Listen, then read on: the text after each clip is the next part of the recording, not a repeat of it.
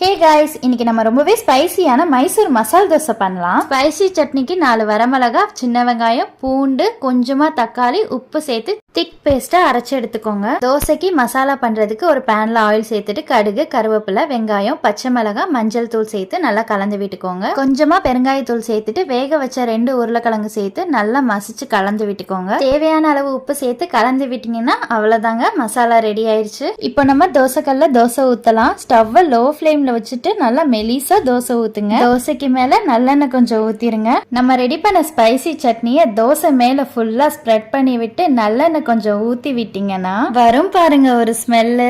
ஆஹா, அப்பவே சாப்பிடணும் போல நமக்கு டெம்ப்ட் ஆகும். அதுக்காக நம்ம அப்பவே சாப்பிடக்கூடாது. நம்ம ரெடி பண்ணி வச்சிருக்கோம் இல்லையா உருளைக்கிழங்கு மசாலா, அதை அப்படியே தோசையில ஒரு பக்கமா நல்லா ஸ்ப்ரெட் பண்ணி விட்டு தோசையை அப்படியே நேக்கா எடுத்து மடிச்சு வச்சீங்கன்னா யம்மியான மைசூர் மசால் தோசை ரெடி. வீடியோ பிடிச்சா லைக், கமெண்ட் பண்ணிட்டு சப்ஸ்கிரைப் பண்ணிக்கோங்க.